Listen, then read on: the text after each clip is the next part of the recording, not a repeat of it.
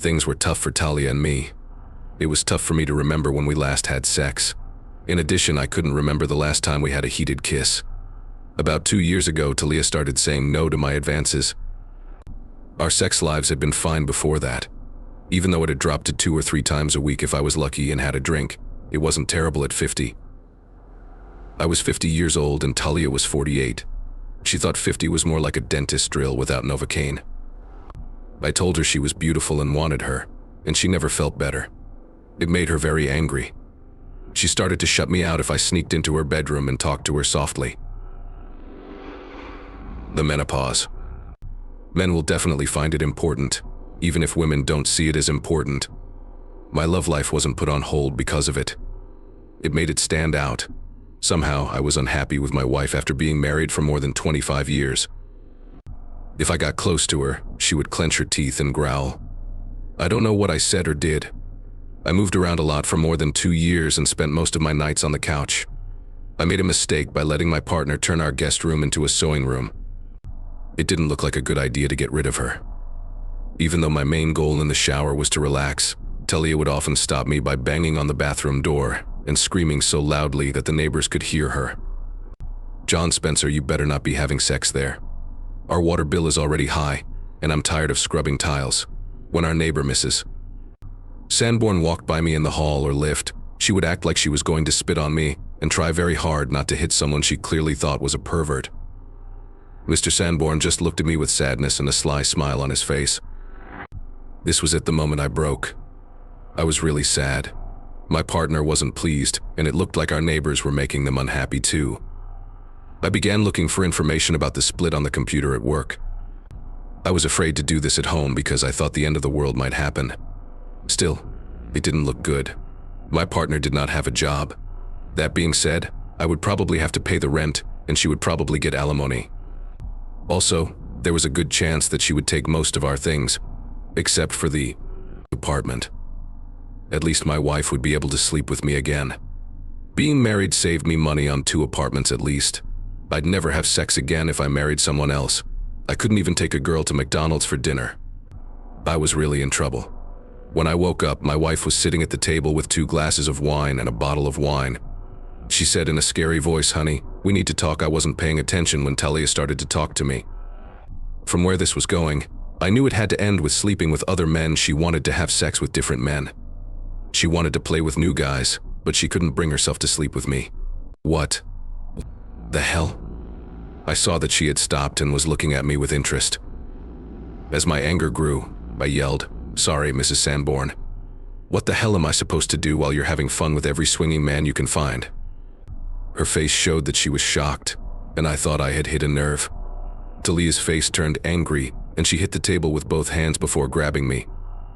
The victory didn't last long. My mind was blank when it happened, but it woke me up. That's why I dislike you sometimes. My partner had tears in their eyes. I don't want to sleep with other guys. I don't want to sleep with any guy, not even you. She drank some wine and wiped her eyes. Talia, I meant to say clever words, not arsehole. I was about to say I'm done with having sex. Every time you touch me, I want to scream. When I think about having sex, I want to pull your arms off of me. I didn't say it was fair to you. I love you even though there are times when I'd rather kill you than touch you. I love that we share a life. I know that baths aren't helping your pain. The most annoying thing is when that damn doorbell rings. I think you should sleep with other people, I was about to say, but she stopped and looked at me. With other women? I wasn't sure about this talk, so I asked a lot of questions. You want me to have sex with other women, right? My wife said, "Yes, sir, it's better than a hole in the ground, right?" I wasn't sure if I should be glad or not. I didn't hold back as I thought about how I felt about dating after my breakup. Talia, my name is John and I'm 50 years old. I'm not very fit or rich. It's not likely that a lot of people would want to sleep with me if my own wife thinks I'm ugly. I've thought about it. Vivian is a girl I know from the gym. She saw your pictures and offered to help. Take a look. Talia put her phone out farther. Vivian was pretty, but not incredibly beautiful. She looked like she was Filipino or Southeast Asian, most likely Thai. She was probably in her mid-30s. For some reason, I've never been good at guessing how old Asian women are. As I took in this woman's size, my libido began to rise. Would she like to come to bed with me? Are you kidding me? When my wife reached across the table again, I felt like my mouth drop open. To cover my mouth, she poked me in the chin and I jerked back. She told you to stop sighing. She then looked at me funny and said, I don't get it either, but some women like older men. Maybe she has a daddy fantasy. As I held onto her phone, I looked at the picture of what might have been I sucked down the spit that was about to turn into drool. Okay? My angry wife asked. I'm trying to be a nice jerk. So what do you think? The angry woman who didn't want to be entertained was happy, even though I couldn't help but nod my head. Oh, okay, I'll have you sign this. I looked up out of the blue. Take it easy, buddy. It says you'll be with Vivian on Saturday from 5 p.m. until 10 in the morning. On Sunday, you can do whatever you want during those hours. You could sleep, eat, have sex, or watch a movie. That should make things less tense. But you are still my spouse. Saturday night is the only one left. You'll be with me for the rest of it. I'm only letting you go, no other women. Going any further will have consequences. Should we decide to split up, you'll pay for everything. You get it, Buster? I spoke slowly because I didn't want to mess up the deal. But shouldn't I at least get to know her first? Even though it was only Tuesday, I felt so tight that I almost moaned. You'll be able to see her on Saturday. She's ready to let you use her legs. Do you not think that's enough? I could see that Talia's eyes were getting redder. I got my pen out and signed the paperwork for her. She talked about legs. I'm sure that's what I heard. Talia wouldn't have sex with us, not even on our honeymoon. I had to clean my mouth of drool. In a sneaky way, Talia smiled as she put the paper in a box and stood up from her desk. It finally occurred to me that I should have read the paper or asked for a copy. After that, I asked myself, how could that be wrong? What the heck? Yes, I see why it's stupid. But excitement generally wins out over lack of knowledge. When Saturday finally came, I went to Vivian's apartment to see her. When she opened the door, I saw that her picture didn't do her credit. She was really pretty. She reached out and grabbed my hand. Then she pulled me into the flat and put her arms around me. Beautiful, I've been waiting all week for this. After she said that, she pulled me close and kissed me so hard I've never felt anything like it. I hurt because I was so tight when she pushed me away and led me into the bedroom. After taking off my clothes, she pushed me into the bed. After that, we kissed slowly and sensuously. It was beautiful. We got pizza delivered and ate it in bed at 5 a.m. Vivian wasn't expecting much, so it shouldn't have come as a surprise when, after 2 years, she was able to get all 4 of my good sessions from me. That was the start of the best time of my marriage. In a sexual way, I was happy. With Vivian, I could have been lost for 2 weeks in one night. I was shining. I was leaving. It seemed like I could never stop smiling, which annoyed Talia. She laughed and shook her head, though. Talia and I were mostly nice to each other for the first time in years, and our lives were back to normal. It looked like she had her sense of humor back, and I was enjoying being with her again. But every Saturday, Vivian and I would go to dinner, a movie, a play, or a dance. After that, we would go back to her apartment and have a magical night full of sweet dreams. Most of the time, her prayer would begin on Sunday morning. Life was wonderful. Talia asked me about my relationship with Viv. Vivian told me that even Talia asked if she could record a US making love. It caught my attention that Talia said she missed it. I wasn't sure if I should let Viv grant Talia's request. I felt bad about recording things, even though Vivi said it would be fun, and I think what she was doing at the time changed my mind. In this way, I agreed. Mrs. Spencer, is this the man you didn't want? That's it, she said as she sucked on me for a short time and set my phone to record. He's mine now, you old big cow. That made her laugh. And then she called my wife a cow. Before I could say anything, she jumped on me and kept talking. Vivian and I recorded another session after I didn't agree with what she said.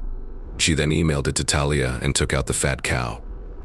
On the following Saturday, no one came into Vivian's apartment. I pulled out my phone to call her, but a pretty young woman came up to me while the call died on message. "Hello, Mr. John Spencer, Mr. Spencer?" she asked. I said yes because I thought she might have a word from Vivian. She told me, "You have been served," gave me an envelope. and took a picture of me with my mouth wide open. As she was leaving, she told me that the package had more than just the divorce papers. It also had Talia's lawyer's information and a protection order. I had to call her to set up a time to get my things while being watched. It had been 2 days since I last heard from Vivian. The line was cut off, and I learned that Talia had blocked my calls. A lawyer was the only person I talked to. He set up a way for me to get my clothes by going to the house with a sheriff's officer. Even though the locks had been changed, my friend Joey was there with a key. I let you in because Talia asked me to. John, she doesn't want to see you. Joey was a police officer and a friend of mine from childhood. He and the officer greeted each other. I promise that Joey knows everyone. Friend, it's not your fault. I think you don't have room for me at your house. He didn't say yes, and I didn't think you would. I'm sorry, buddy. I love both of you, so I won't choose between you and Talia. Even though I expected it, that made me sad. I went back to 2nd grade with Joey. He was the best man at my wedding. He has only known Talia for 25 years. Yes, I am aware. That also makes no sense to me. After 2 days in a cheap hotel, I found a rundown studio that I could rent for a month. It was so small that my clothes barely fit, but I didn't think I could afford anything else. I found a lawyer who helped me with my money problems. Of course, by the time I got to the bank, Talia had already taken out almost the whole amount. We used the same financial company, and it was the same. What went wrong? When Talia filed for divorce, she even said that she was mad at me for cheating on her. I told the lawyer about our deal, which Talia had set up herself. I told him about the written deal too. What did it say? The man asked. I wasn't sure because I hadn't read it yet. I told him that Talia had said it only said I could stay with Vivian on Saturday night. She had me for the rest of the week after meeting me at the gym, and bad things will happen if I do anything else on Saturday night. I will be poor and broke. In what way did you act? The man asked. God help me, I had no idea that things were fine between us until now. I was sad and shocked at the same time. Next time, don't forget to bring your copy of the contract. He just shook his head when I told him I never got a copy. I didn't know I would need one. Yes, you're stupid again. Anyhow, that's how my lawyer looked at me. When I told my lawyer the whole story of how Talia came up with the idea and helped me find Vivian at the gym, he seemed relieved. How does this Vivian know what you say is true? Does she know about the deal she made with Talia? After I told him that she had given him her address and phone number, he asked for them. So here's what's going on. Her phone number was taken away, and she moved. I told him I didn't know how to get in touch with her. The lawyer took a deep breath. What about her family, friends, and job? They should be able to reach her. I don't know anything about them, I said in a shy way. For fun, we've never left the bedroom. The lawyer wiped his angry brow. So your word goes against what your wife said. What's up, buddy? He was done. I did make a mistake again. In court. My wife told me that her man's lack of understanding about her menopause made her go through it. He even hired a whore and made her show me a video of their sex.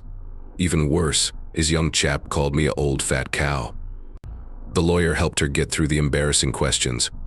What number did you use to take the video? The number that came back was my husband's, which made me cry even more. The lawyer did nothing but shake his head. What was your husband doing when his chippy called you an old fat cow? He screamed that he was coming, and she cried. Upon hearing me put down, he became excited. The judge, a young woman with gray hair, looked mean at me. No one would have thought Mrs. Sanborn would be a judge. The recording was turned in by Talia's lawyer as proof. Luckily, the court decided to look at it in private. Talia told the lawyer, I love him before he could answer. For more than 26 years, I took care of him, gave him my body, and brought him back to health. But now that I'm old and dry, he threw me away. She looked at me with tears in her eyes. I had hormones in my body. Please explain why you couldn't wait for me patiently. I think I was the only person in court who didn't cry. I even saw the lawyer wipe away a tear. When Talia was being questioned by the other side, she denied knowing about any plan. Why would I want the most important person in my life to be with someone younger and different? Began crying. Where do you think your spouse spent his Saturday nights up until Sunday morning? asked the lawyer. Talia said to fishing, and he came home smelling like fish every time. Who knew Mrs. Sanborn was so funny? With her gavel, she stopped people from laughing, and her snort could be heard all over the courtroom. In court, I talked about how Talia had put me in touch with Vivian and the deal draft she had given me. During cross-examination, I was asked to show a copy of this supposed deal. I heard the judge snort again when I said that my wife was the only one who had a copy and not me. This time it was in fun. Vivian's picture was shown to me by Talia's lawyer. "Is this the person whose name used to be Vivian?" the man asked. I looked at the picture and said, "Yes, as you can." "See, Your Honor, we were able to prove that this woman, Ray Obispo, is a well-known prostitute while we were looking for her to take her to court. She has begged in many places in the past, but she usually goes away after a few months. We believe she has moved on." He got some papers and went back to the table where my wife was sitting. "Your Honor, I'd like to show you the information about Mr. Spencer's checking account that we got from his bank using an order. Mrs. Spencer is not logged into that account, so she can't see the papers. That's why we needed the order." From where I sat, I spoke out. "We have, in fact, kept different accounts the whole time. But Talia is in charge of our family's money and knows all of my passwords. Please don't let me keep track of the checkbook amount." She does. From behind her desk, Talia said, "That's not true, Your Honor. I don't know his passwords because he never told me them." The judge threw down her gavel and told us both to be quiet until we were asked questions. "Mr. Spencer, could you please look over the notes that have been made in these accounts over the last 7 months?" The lawyer wanted to know. The papers were pushed right up against my face. "Could you please help us find those records?" He asked how much money it was, and I said, "Well, they look like money transfers from my account, $500. I shook my head and said, "To each his own, but I haven't done them. What am I missing?" The lawyer wasn't done yet. "On what days did these deals happen? Are you wanting me to list the dates for each one? Things he talked about?" "No, sir. It was only the day of the week that they were promised to be there." Lawyers do smile in a sneaky way. I figured that out by watching. Then it hit me again. I was stupid. 7 days had passed since the last one. Saturday is the day for everything. Feeling victorious, the lawyer grabbed new papers that, in his words, showed that the money had been sent to an account that the prostitute, Miss Obispo, had used to get paid. "So you were giving in to your selfish sexual urges for $500 each, while your poor wife had to stay home with hot flashes." Every week I told everyone that Vivian had put the whole thing up, but I don't think anyone heard me over Judge Sanborn's bad mood. The job was done. Vivian got the apartment and 30% of my pay as alimony. She also got 70% of our investments and savings. I was to pay her rent, upkeep, and legal fees for the next 5 years. As we left the building, Talia was still crying and screaming and saying the same thing over and over. I still loved him, though. I wanted to comfort her because she looked so sad, even though she had won. But when I looked up, I saw there was no reason. My wife had my friend Joey's arm around her waist. As they left the building, he held her crying head against his chest with the other arm. It wasn't a surprise that Joey moved after the split, though. That doesn't mean I blame him. His bachelor pad was a lot nicer than the apartment I fixed up. Over the next few years, I had a hard time with money and often went to cheap bars, where luckily the women were even cheaper. I had more sex than I did when we were married, even though none of it was good. I would gladly give anything for one more time with Ray or Vivian. Joey was even welcome in Talia, even though I didn't like that he was taking a big chunk of my income and the apartment. From what I could tell, having sex with Talia was just a physical act, so I hoped he was a necrophile. I didn't know about it until after my divorce, when Vivan and a bunch of cheap women showed up. In conclusion, after a few years, Ray Obispo and I met at a gathering in Detroit. She didn't seem sorry to see me or feel bad about her part in my breakup. "Hello, I had a great time doing the job, in addition to having my rent paid for. I had fun and liked you. I also got paid $500 a week. That was the nicest place I had lived in years." She smiled in a sneaky way. "And I could bring my male dogs home 6 nights a week." I was in a flower. I could no longer put up with her. I got $350 a night at the friends and family rate, but she stayed late, so I couldn't go to the meeting. The story had already been told while I was getting cool in bed with some samosas from the hotel. Of course, I knew Joey from when he was in Vice. One of those guys who would let you off the hook for a quick kiss in an alley or a BJ. Events were not his thing. I couldn't believe your husband traded you for him. He is pretty small, and his hair is a little wavy, if you know what I mean. I guess it worked out for Talia. She was eager for the act to happen quickly. I laughed. I always thought she would have liked to avoid rejecting me, even though she didn't do it until the very end. Joey was the one who made the offer and set up the move-in date. He had cameras recording our dates, but they made me use your phone to make a movie in the end, so he must have realized they weren't okay or something. It was something I kept putting off because it would cost $500 a week. She gave me a wink and a raised eyebrow. It was fun to date you. We had fun on our dates. You weren't just there for fun. To me, it looked like you wanted to take me on real dates and to dances. Her tears came out of nowhere. I haven't been treated this badly since high school. I'm now just a paid whore. She cried, and I tried to comfort her. She worked extra hours after I paid her. I told her we would go on a real date the next time I was in Detroit, which is when she had to leave. Really? She asked hopeful questions with tears in her eyes. Really? I gave her a goodbye kiss. I thought, no, not really, she was fun even when it wasn't free, but $350? $500? You know what? I could have been laid 20 times at regular places for that price. After 25 years with Talia, I was sick of wishing things would be different. The fact that it was cheap was just a plus.